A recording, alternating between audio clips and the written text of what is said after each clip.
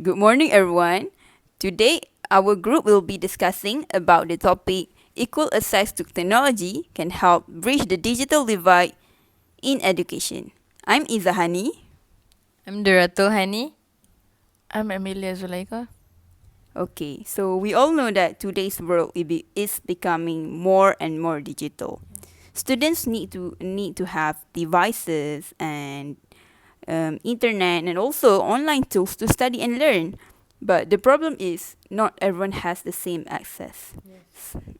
Some students they have everything they need, while some other students they struggle with poor internet or no devices at all. So in this discussion, we will talk about what the digital divide means, why equal access to technology is important, and what can be done to improve the situation. We will also share our opinions and agree or disagree with each other and make some suggestions. So let's get started. First of all, let's make it clear. What do we mean when we talk about digital divide in education? The digital divide here means that it's the gap between students who have access to technology and those who don't. So, like, technology here includes things like laptops, internet connection, smartphones, and also online learning application. So, for example, students in big cities like Kuala Lumpur and so on normally have better internet and more devices, but students in rural areas, for example, maybe in Sabah and Sarawak, may not even have stable internet or Wi-Fi and even electricity. So the opportunities are not exactly equal. Yes, exactly. During the COVID-19 pandemic, this problem became very, very obvious.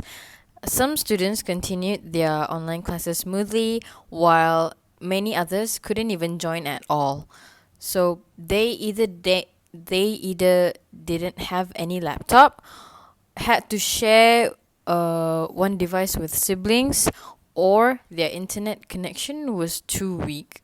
So this made the gap between the students even bigger.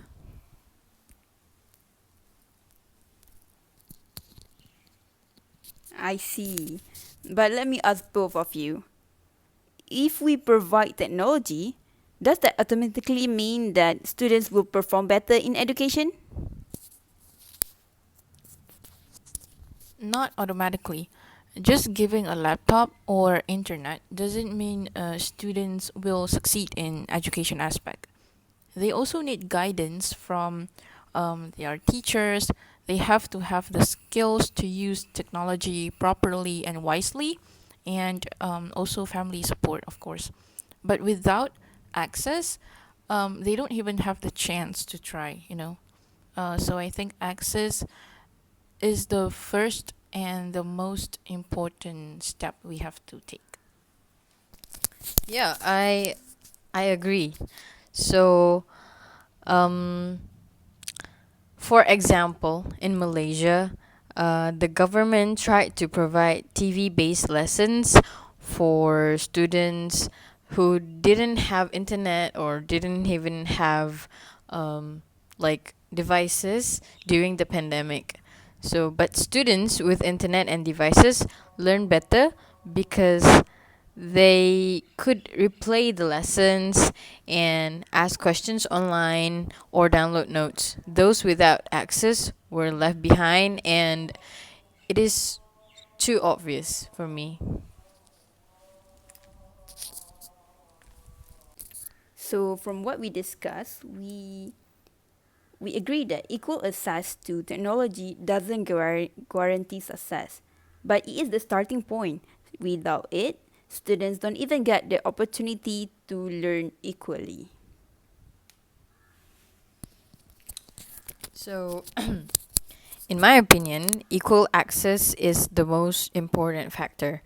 If every student has a device and internet, they can at least find information, use e learning apps, or join online classes. It gives everyone a fair chance.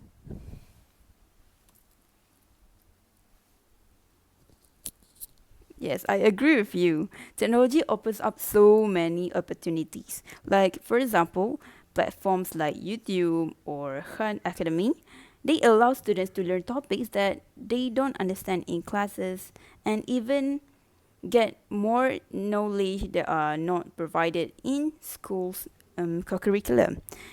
And even rural students, they can learn the same content as urban students if they have the access.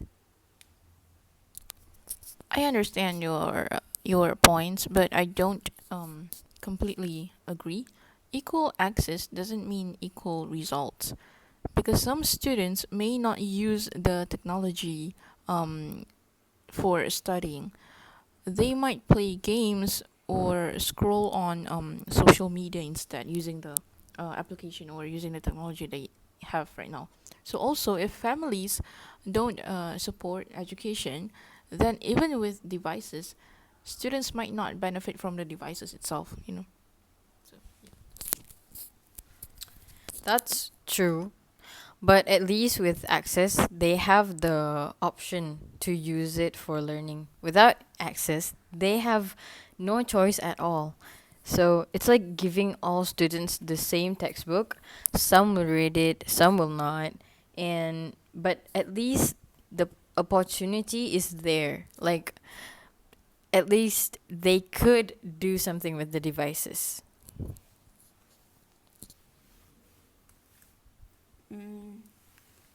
Both of you make a good points. Maybe we can say that equal access is necessary, but it must be combined with discipline, motivation, and teachers' guidance. Technology alone will solve everything. So let's talk about solutions. What can governments, schools, or even private companies can do to make access more equal to students? in my opinion, for this question, the government should improve internet coverage, especially in rural areas. They could also give like subsidies or free data packages to low income families where they cannot afford like internet data and so on. So, like for example, during the pandemic and back then in 2020, some countries gave free SIM cards with internet so students could join um, online classes with the internet that they gave. Yeah, I mean, other than that, I think schools can also help. They could set up computer labs or digital centers where students can go after class to use the internet, the devices. They could borrow them and or even print notes. This way, even if the students don't have gadgets at home, they can still access technology and use it for their good. Also, I want to add that another idea to improve this situation is to cooperate with private companies. Many tech companies they upgrade their devices like laptops and tablets regularly, like if every few years. So instead of throwing all those devices away, they could donate those devices to school, and that can help a lot of students to get their devices in learning. And let's not forget about teacher training. Teachers also need to know how to use technology in class, because they are teaching, so they need to know the teaching method using the technology itself. So if teachers are not confident in operating digital tools, then students won't get the maximum benefits from the technology. So that's my point.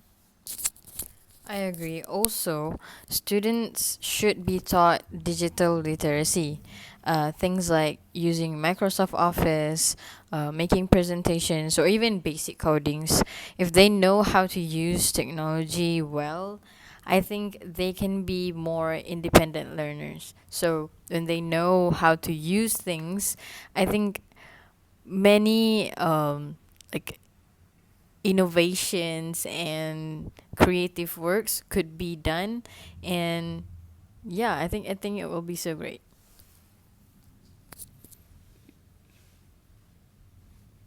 So me again. Okay, so my point of view is that technology should be treated as a basic in education, just like classroom, textbooks, or even teachers. So in today's world, not having internet is like not having a library. You cannot even search anything and it cuts you off from knowledge. Think about it.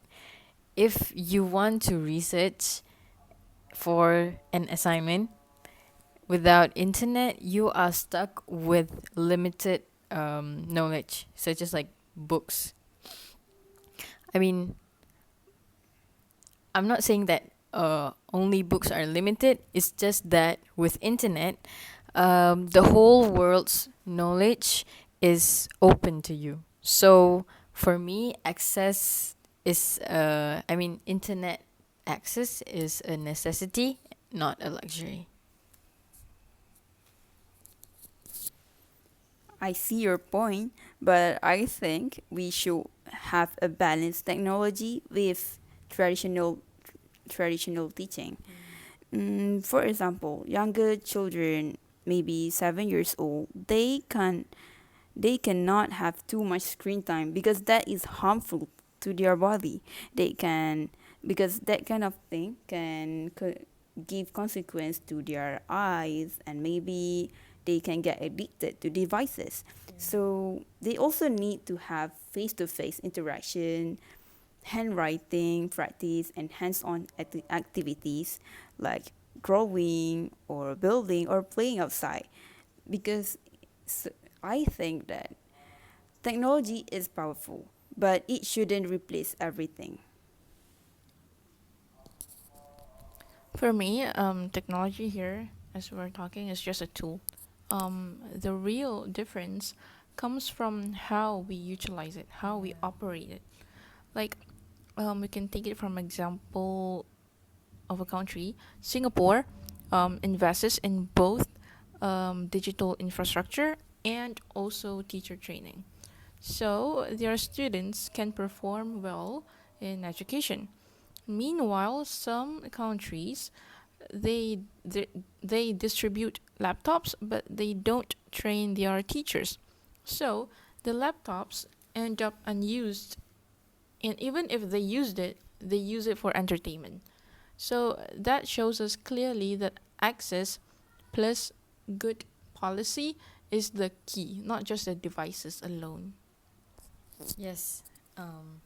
But imagine a student a student who has a talent in computer programming but no computer at home. Without access, their talent is completely wasted. At least with technology, they can explore and develop their skills. For instance, a student in rural Kelantan might be a genius in coding, but if they only have books and no device, how can they even learn? With internet, even free resources like YouTube tutorials or coding websites, like code.org, um, can help them grow even bigger. So without that, they might never even discover their own talent if they never even have tried it.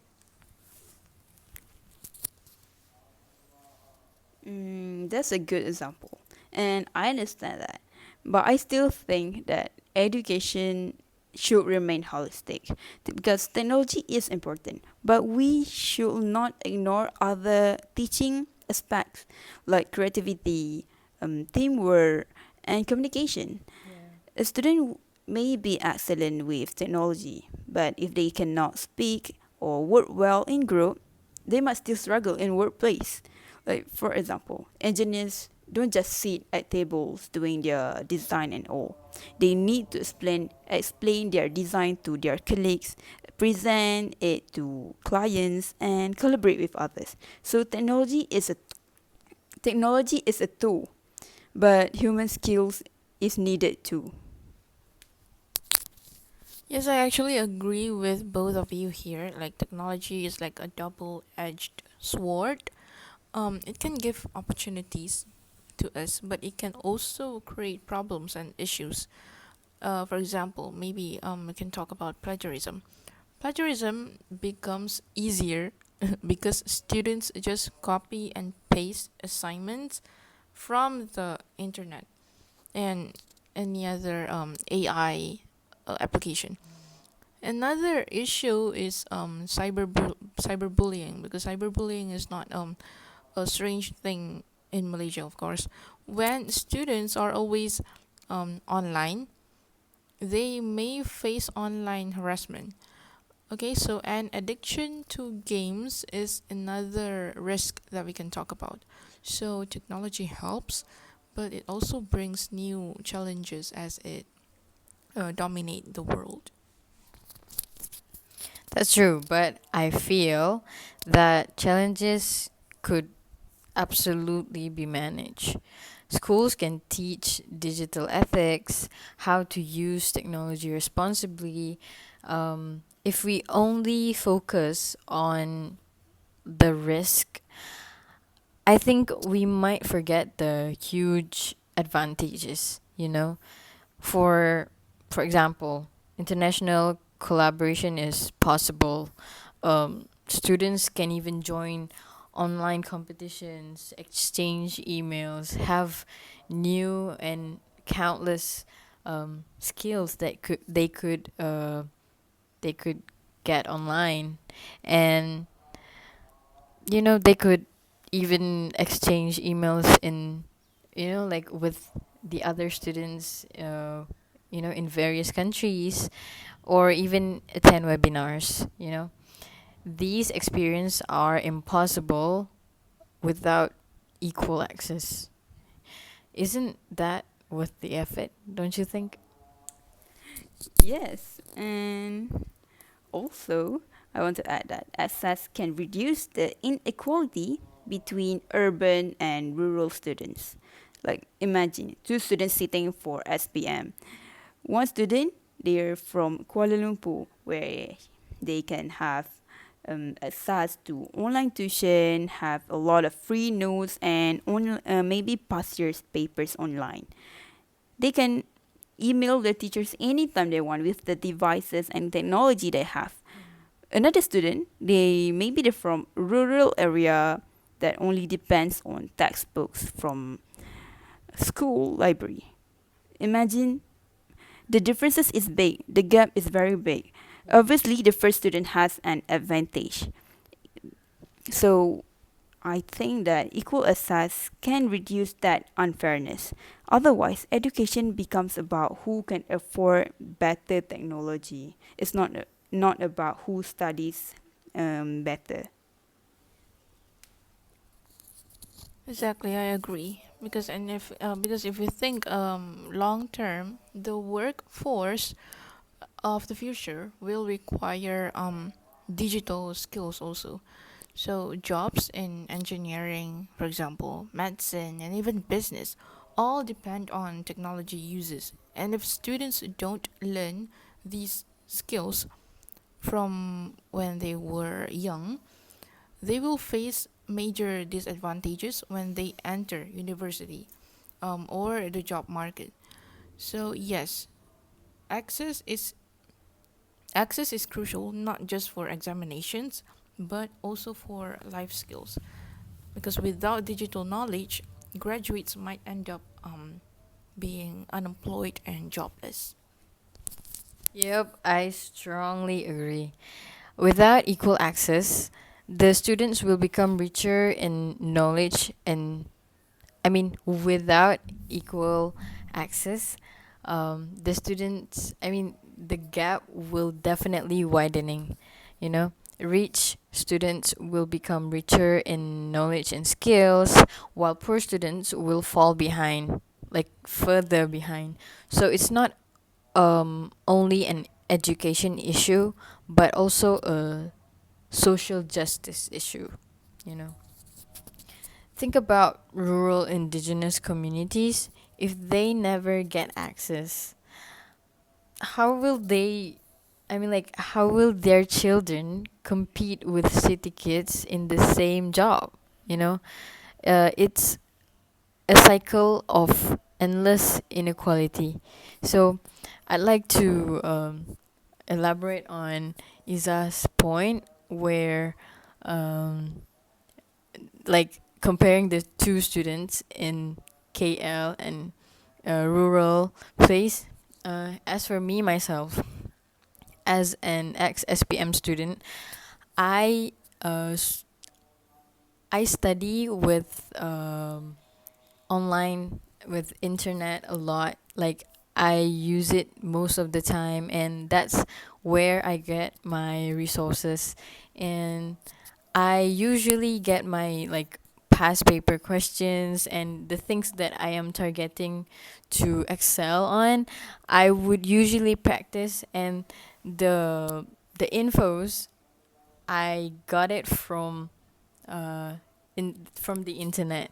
And I think without those, the kids who, you know, who isn't exposed to these kind of things, they could, I mean, like, I think it's unfair because think of it like me, I have the access and I can accomplish this and that. But yeah, exactly. Meanwhile, another kids in somewhere in this country don't even have the access, don't even have the exposure on that. So I think it's so unfair, and yeah, that's my take.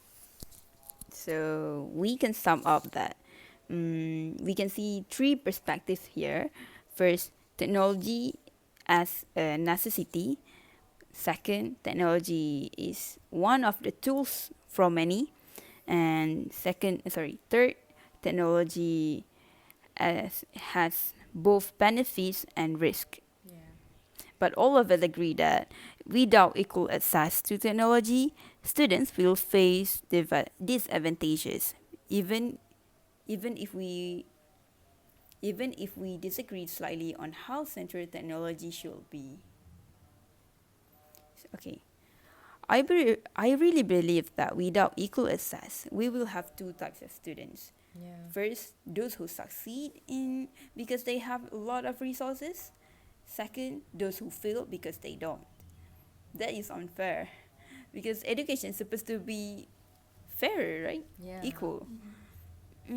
But without technology, it becomes a great divider between us students. Don't you both agree that education should give everyone a fair chance? I agree it's unfair, but let's be realistic here because governments don't always have enough money, enough budget to provide devices for every single student here in Malaysia. Yeah. And even in this country itself, the free laptop initiative had limited reach, and some students never even received one of the laptop that they were distributing. Yeah. Maybe they should just focus on uh they should just focus on rural areas and the poorest families. Later, when resources are better, they can expand to everyone here in Malaysia. That's more practical and um, more promising than just giving out laptops for all and then they fail to deliver their main objective. Yes, I agree with that. So, speaking of free laptops, I actually remember that a few years back, the government gave the university students Peranti Siswa, and I remember I mean, like, a huge part of students get it, but there are students who didn't even get those, and so yeah, not everybody get them. And for me, a step by step approach is more realistic, like Amy said. Start with the groups that need the help most, and then slowly cover all students. So that way, resources are used wisely and no one is left behind in the long run. And actually, private companies can also help, like they have CSR, corporate social responsibility programs. So they could donate devices or even sponsor internet. It shouldn't be the government's job alone. Like Isa said before this, company keep upgrading the devices, and I think I think the students can benefit on that, and not only from the government alone. Mm. It's true, but like you say about parentheses, don't you think if we wait too long, the gap will become worse? Like every year, without access means that thousands of students are left behind and missing out in studies. For example, during the pandemic, COVID-19, mm, a lot of students they missed 2 years of proper online learning because of lack of internet and devices. That actually that kind of problem has a long-term effect to their life. Because they even now, even when they're in universities or working right now, many of them struggling to catch up because of the missing studies they had before this. So I understand that while I understand the gradual implementation, I feel urgency is very important in this matter. Yeah. That's a good point, and my take on this is maybe the government should try hybrid solutions. Not only devices, but also they have to um, publish TV or radio based educational videos, so at least students without internet they still have some access to it. That's cheaper and faster while waiting for full coverage. Yes, but TV and radio are one-way communication. Students can ask questions or even interact with the teachers. That's why internet-based access is still better. That's my opinion. But I agree that hybrid solutions are a temporary step better than nothing. Okay, so we all can agree that equal access is essential, but implementation should be practical and gradual, with hybrid or community-based solutions in the short term and full access as the long-term goal. Okay, to conclude our discussion today has shown that equal access to technology is the foundation for reducing the digital divide in education. Without it, many students will continue to left behind or missing out in studies. So we cannot talk about equality education if students don't even have the basic tools. But we also agree that access alone is not enough. Like Yeah. students need motivation, teacher training, digital knowledge, and strong infrastructure to use technology effectively. Otherwise, the devices that they get may be wasted. Yeah, exactly. So, our group's final opinion is that governments, schools, and private companies must work together. If we can combine devices, internet access, and training plus proper policies, then technology can truly help bridge the gap in education. So it's not only about hardware, but also about building a culture of digital learning. So, yeah, I think not just that, we as teacher trainees also need to act on it, like not just uh, collecting and synthesizing data, but also we could maybe think of initiative on what we can do to help this, what we can do to Overcome the yeah, problems. overcome the problems. We analyze it and then yeah, just Provide solutions to it, maybe. Yeah. exactly. Like we can actually do something to change this and make our education even better. Okay. And that's true. We all need have our own rules in order to help this situation, and we should act fast because every year that students are that are left behind makes the divide bigger. Equal access not a luxury anymore; it is a necessity for the future. That's all from us. Yeah, but Thank you. you.